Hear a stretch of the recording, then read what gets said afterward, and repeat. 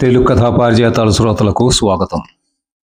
ఈరోజు చదవబోయే కథ పల్లవించన నీ గొంతులో. ఈ కథ రేపటి కోసం మాసపత్రిక మార్చి 2016లో ప్రచురితమైంది. రచనా పఠనం ఎంఆర్వి సత్యనారాయణమూర్తి. కథ పల్లవించన నీ గొంతులో. వసుధా, ఓ వసుధా, ఒకసారి ఇటు వచ్చి మీ నాన్న కాఫీ ఇచ్చి వెళ్ళమ్మా. తులసికోట దగ్గర దండం పెట్టుకున్న వసుధ తల్లి మాటకు లోపలికి వెళ్ళి కాఫీ తీసుకువచ్చి తండ్రికి ఇచ్చింది. పేపరు చదువుతున్నట్టు నటిస్తున్న నేను ఆమెనే పరీక్షగా చూశాను. తెల్లని కాటన్ చీరపై కాఫీ రంగులో ఉన్న చిన్న పూలు, ఎర్రటి బోర్డర్ ఉన్న ఆ చీరలో వసుధ ముగ్ధ మనోహరంగా ఉంది. పొడవాటి వాలు జడ, ఆ జడలో ఒకే ఒక్క ముద్దమందారం. వయ్యారంగా ఆమె నడుస్తుంటే లయబద్ధంగా కదిలే ఆమె రూపం నన్ను బాగా ఆకట్టుకుంది. వారం రోజులయింది వాళ్ళు ఎదురింటి మేడ మీది వాటాలోకి అద్దెకు వచ్చి. ఆ వాటాలోకి ఎవరు వచ్చినా ఏడాదిలోగా వాళ్ళ ఇంట్లో అమ్మాయికి కానీ, అబ్బాయికి కానీ పెళ్ళవుతుందన్న సెంటిమెంటు ఆ కాలనీ వాసులకు బాగా తెలుసు. శివపురం బ్యాంకుకి బదిలీ మీద వచ్చిన నేను కొలీగ్ ఆనంద్ సిఫార్సుతో ఈ మేడ మీది వాటాలోకి అద్దెకు వచ్చాను. ప్రశాంతంగా ఉండే ఈ కాలనీ వాతావరణం నాకు బాగా నచ్చింది. ఊరికి చివరగా ఉండడం వలన పచ్చని పొలాలపై నుంచి వచ్చే స్వచ్ఛమైన గాలి మా అమ్మ నన్ను పలకరించినట్లుగా ఉంటుంది. ఈ కాలనీ వాళ్ళు పక్కవారి విశేషాలు ఏమాత్రం పట్టించుకోరు, వారి విషయాలకి జోక్యం చేసుకోరు. రోజు ఉదయం 9 గంటలయ్యేసరికి వసుధ చిన్న బ్యాగ్ భుజాన తగిలించుకొని బయటికి వెళ్ళడం గమనించాను నేను. బహుశా ఎక్కడైనా ఉద్యోగం చేస్తోందేమో. సాయంత్రం నేను బ్యాంకు నుండి వచ్చేసరికి తల్లికి ఇంటి పనుల్లో సాయం చేస్తూ కనిపించేది. హోటల్ భోజనం పడకపోవడంతో స్వయంగా వండుకోవడం ప్రారంభించాను. భోజనం చక్కగా నడుస్తోంది. కానీ గిన్నెలు తోముకోవడం చాలా ఇబ్బందిగా ఉండడంతో కింది వాటా వాళ్ళకి పనిచేసే అప్పాయమ్మనే నేను కూడా పని మనిషిగా పెట్టుకున్నాను. అప్పాయమ్మ రోజు ఉదయాన్నే వచ్చి గదులు ఊడ్చి గిన్నెలు శుభ్రం చేయడంతో పాటు కాలనీ విశేషాలు కూడా తెలియజేసేది. ఎదురింటి మేడ మీద వాటాలోకి దిగిన ఆయన పేరు వెంకట్రామయ్యని, ఆయన భార్య పేరు వర్ధనమ్మని, కూతురి పేరు వసుధ అని అప్పాయమ్మే చెప్పింది. నేను పేపర్ చదువుతున్నట్లుగా ఉంటూనే వాళ్ళ గురించి అప్పాయమ్మ చెప్పే విషయాలు శ్రద్ధగా వినేవాడిని. వెంకట్రామయ్య 2 ఏళ్ల క్రితం టీచర్‌గా పనిచేసి రిటైర్ అయ్యారని, గత సంవత్సరమే ఆయనకు బైపాస్ సర్జరీ చేశారని, ఈ కాలనీ రణగొణధ్వనులు లేకుండా ప్రశాంతంగా ఉంటుందని తెలుసుకుని ఇక్కడికి వచ్చారని అప్పాయమ్మ న్యూస్ ఛానల్ ద్వారా నాకు తెలిసింది. ఎదురింటి ఇల్లు పేరుకి మేడన్న మాటే గాని, పైన వరుసగా 3 చిన్న గదులు ఉత్తర దక్షిణాలుగా ఉంటాయి. దానికి తూర్పుగా సిమెంట్ రేకుల వసారా ఉంటుంది. ఎదురింటి వాళ్ళు ఉదయం, సాయంత్రం ఎక్కువగా వసారాలోనే ఉంటారు. వాళ్ళు వచ్చేటప్పుడే ఒక డజను పూల కుండీలు తెచ్చుకున్నారు. గులాబీలు, పొట్టి నందివర్ధనం మొక్క, మందారాలు చక్కగా పూసి కనువిందు చేస్తున్నాయి ఆ మొక్కల నుంచి. మనీ ప్లాంట్ తీగలు 2 స్తంభాలకు అల్లుకున్నాయి. వెంకటరామయ్య సాయం సమయాల్లో వసారాలోని కుర్చీలో కూర్చునేవారు. వర్ధనమ్మ కత్తిపీట ముందర వేసుకుని రాత్రి వంటలకు కావలసిన కూరలు తరుక్కునేది. వసుధ వీక్లీ చదువుతూ మరో కుర్చీలో కూర్చుని ఉండేది. ఆ కుటుంబాన్ని చూసి నేను చాలా ఆనందపడేవాణ్ణి. బాగా డబ్బుంటే సుఖం ఉంటుందన్నది నిజం కాదని, మనకి ఉన్నంతలోనే ఆహ్లాదకర వాతావరణం ఏర్పరచుకుని, అందులో సంతృప్తిగా జీవించడంలోనే జీవిత పరమార్థం దాగుందని ఆ చిన్న కుటుంబాన్ని చూసి నేను గ్రహించాను. ఒకరోజు అప్పాయమ్మ గిన్నెలు తోముతూ మగవాళ్ళందరి మీద ధ్వజమెత్తింది. "హ్మ్, ఎంత చదువుకుంటే సుఖమే ఉంది. ఈ మగాళ్ళందరూ చివరికి డబ్బు చుట్టూనే తిరుగుతుంటారు. మాయదారి లోకం, మాయదారి లోకం" అంటూ గిన్నెలు పెద్ద శబ్దంతో తోముతోంది అప్పాయమ్మ. "ఏమైంది అప్పాయమ్మ? ఈవేళ మా మగవాళ్ళ మీద బాణాలు వేస్తున్నావు" అన్నాను నేను. "ఏం చెప్పమంటారు బాబు. మొన్న 2 రోజుల క్రితం వసుదమ్మని చూడ్డానికి పెళ్లివారొచ్చారు బాబు. పిల్ల నచ్చిందన్నారు. అయ్యగారు కూడా రూ. 1,00,000 కట్నం ఇస్తానన్నారు. అలాగేనన్నారు. కానీ నిన్న ఏం చేసినారో తెలుసా బాబు? ఆ! నాకు తెలీదు కదా! నువ్వే చెప్పు అన్నాను నేను. రూ.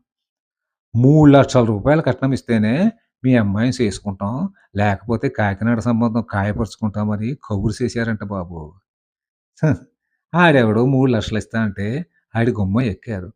ఇంకెవరో 5,00,000 ఇస్తానంటే ఇంకోడి గడప ముందు కూడా నిలబడతారన్నమాట. ఆడైనా, మగైనా మాట మీద నిలబడాలి బాబూ. లేకపోతే మనిషికి విలువే ఉంటాది? అంటూ స్పీడుగా గిన్నెలు తోమేసి, చేతులు కడుక్కొని వెళ్ళిపోయింది ఆ పయమ్మ రుసరుసలాడుతూ. మా అమ్మ తీర్థయాత్రలకు వెళతానంటే 2 రోజులు సెలవు పెట్టి రాజమండ్రి వెళ్ళి అమ్మని రైలెక్కించి వచ్చాను. అందుచేత ఈ 2 రోజుల్లో ఎదురింట్లో జరిగిన పెళ్లి చూపుల తతంగం నాకు తెలియలేదు. నా మనసు నన్ను నిలదీసింది. "నువ్వు వసుధను ఇష్టపడుతున్నావు కదా! నీ మనసులోని మాట వాళ్ళకి వెంటనే తెలియజేయి. లేకపోతే ఎవరో ఒకరు వసుధ మెడలో తాళి కట్టేస్తారు" అని తొందర చేసింది.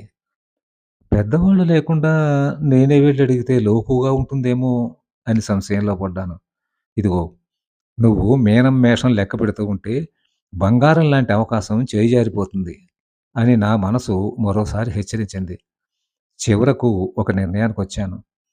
సాయంకాలం 5 గంటలకే బ్యాంక్ నుండి వచ్చి ఎదురింటి మేడ మీదకి వెళ్ళాను. వెంకట్రామయ్య కుర్చీలో కూర్చుని ఉన్నారు. వర్ధనమ్మ, వసుధ చాప మీద కూర్చుని ఉన్నారు. ముగ్గురు నాకేసి ఆశ్చర్యంగా చూస్తూ ఉండిపోయారు. నమస్కారమండి. నా పేరు ప్రవీణ్. ఎదురింటి మేడ మీద ఉంటున్నాను. బ్యాంకులో క్యాషియర్‌గా పనిచేస్తున్నాను. మాది రాజమండ్రి. మా నాన్నగారు నా చిన్నతనంలోనే చనిపోయారు. మా అమ్మే నన్ను పెంచి పెద్ద చేసింది. నా మాటల్ని మధ్యలోనే అడ్డుకొని కూర్చోమని కుర్చీ చూపించారు వెంకట్రామయ్య. మా అమ్మగారు 2 రోజుల క్రితమే కాశీయాత్రకు వెళ్లారు. అందుకని నేనే మాట్లాడుతున్నాను. మీ వసుధంటే నాకు చాలా ఇష్టం. మీ వసుధని పెళ్లి చేసుకుందామనుకుంటున్నాను. నాకు కట్నం అక్కర్లేదు అన్నాను నేను. నా మాటలు ఆ ముగ్గురిలో ఆనందాన్ని కలిగించాయి. బాబూ, మా వసుధ గురించి నీకు పూర్తిగా తెలుసా? అనుమానంగా అడిగారు వెంకటరామయ్య. మీరిక్కడికి వచ్చినప్పటి నుంచి చూస్తున్నాను. మీ అమ్మాయి వినయం, పనిపాటలు గమనించాను. అందుకే ఆమె అంటే ఇష్టపడుతున్నాను చెప్పాను నేను. బాబూ, మా అమ్మాయి మన మాటలు వింటుంది. కానీ ఆమె మాటలు మనం వినలేం బాధగా అన్నారు వెంకట్రామయ్య. నేను అర్థం కాక ఆయనకేసి చూశాను. అవును బాబు. మా వసుధకు మాటలు రావు. వెంకట్రామయ్య మాటలకు నేను నిశ్చేష్టుడైపోయాను. వసుధ తలదించుకుని నెమ్మదిగా లోపలికి వెళ్ళింది.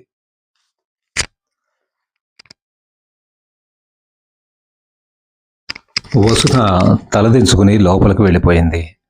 వర్ధనమ్మ నేను ఏం చెబుతానా అని నా మొహం కేసే చూస్తోంది. 2 నిమిషాలు గలిచాయి. ఎవరో నన్ను బలవంతంగా తోసినట్టుగా నేను వాళ్ళకి బదులు చెప్పకుండా నా ఇంటికొచ్చేశాను. ఒక్కసారిగా నా బుర్ర తిరిగిపోయింది. ఇదేమిటి ఇలా జరిగింది? ఎంతో అందమైన అమ్మాయి, గుణవంతురాలు, తనకి జీవిత భాగస్వామి అవుతుందని ఎంతో ఆశపడ్డాను. కానీ తన ఆశ నిరాశ అయింది. 2 చేతులు కలిస్తేనే కదా చప్పట్లవుతాయి. జీవితాంతం తాను ఒక్కడే మాట్లాడుకోవాలంటే చాలా కష్టం. కనీసం తన పేరు కూడా పలకలేని వ్యక్తితో జీవితాంతం గడపాలంటే అమ్మో! చాలా ఇబ్బంది. ఆ రోజు రాత్రి ఎప్పటికో గాని నిద్ర పట్టలేదు. మర్నాడు ఉదయం లేచాను గాని ఎదురింటి వైపు చూసే సాహసం చేయలేకపోయాను. 9 వరకు గదిలోనే ఉండిపోయి, తర్వాత గదికి తాళం వేసి గబగబా కిందికొచ్చి స్కూటర్ ఎక్కి బ్యాంకుకి వెళ్ళిపోయాను. రాత్రి పొద్దుపోయాక ఇంటికొచ్చి వంట చేసుకున్నాను. 2 రోజులు భారంగా గడిచాయి. మూడో రోజు ఎదురింటికేసి చూశాను. యథాప్రకారంగా వాళ్ళు వాళ్ళ పనులు చేసుకుంటున్నారు. కానీ వసారాలో ఉన్న వదిన నాకేసి మౌనంగా చూసి లోపలికి వెళ్ళిపోయింది. నా మనసు బాధగా మూలిగింది. నేను కూడా ఆమె హృదయాన్ని గాయపరిచానా అన్న అపరాధ భావన నన్ను వెంటాడసాగింది. వెన్నెల కురిపించి అందరికీ ఆహ్లాదాన్ని కలిగించే చందమామకు కూడా మచ్చ ఉంది. అంత మాత్రాన చందమామ విలువేం తగ్గలేదుగా. మొక్కవోని ఆత్మవిశ్వాసంతో అవయవలోపం ఉన్నవారు ఎన్నో విజయాలు సాధిస్తూ ఎంతోమందికి స్ఫూర్తిదాయకంగా ఉంటున్నారు. చేతులు లేనివారు కాళ్లతో బ్రష్ పట్టుకుని అద్భుతమైన వర్ణ చిత్రాలు సృష్టించి ఉత్తమ కళాకారులుగా రాణిస్తున్నారు. ఒక కాలు లేకపోయినా కృత్రిమ కాలుతో తన నాట్య ప్రతిభను ప్రదర్శించి విఖ్యాతులైన నర్తకీమణులు ఎంతోమంది ఉన్నారు. చివరగా నా ఆలోచనలు ఒక స్త్రీమూర్తి దగ్గర ఆగిపోయాయి. ఎడమ చెయ్యి పోలియోతో చచ్చుబడిన అచంచలమైన పట్టుదలతో శ్రమించి నన్ను బ్యాంకు ఉద్యోగిగా తీర్చిదిద్దిన మా అమ్మ కనకమ్మ, "నువ్వు తప్పు చేస్తున్నావురా నాన్న" అని మందలిస్తున్నట్లుగా నాకు తోచింది. బ్యాంకు ఉద్యోగినన్న అర్హత తప్పిస్తే నల్లటి నలుపుతో 30 ఏళ్లకే కొద్దిగా బట్టతలతో ఉన్న నేను వసుధ అందం ముందు నిలబడి సరితూగగలనా అనిపించింది. ఆవేశంతో నేను పొరపాటు చేశానని నాకు రూఢయింది. మర్నాడు ఉదయమే నా కొలీగ్ ఆనందం తీసుకుని వెంకట్రామయ్య గారింటికి వెళ్ళాను. ఆనంద్ నా నిర్ణయాన్ని వారికి చెప్పారు. వారి మొహంలో ప్రసన్నత చోటు చేసుకుంది. మంచితనం, మానవత్వం పరిమళిస్తున్న మీ కుటుంబంలో నన్ను అల్లుడిగా చేర్చుకోండి. వసుధతో నా భావి జీవితం నందనవనం కావాలని నన్ను దీవించండి మావయ్య అని వెంకటరామయ్య గారి పాదాలకు నమస్కరించాను. ఆయన ఆనందంతో నన్ను పైకి లేవనెత్తి ఆలింగనం చేసుకున్నారు. ఆయన వెనుకే ఉన్న వసుధ కళ్ళు సంతోషంతో మెరవడం నేను గమనించాను. కథ సమాప్తం.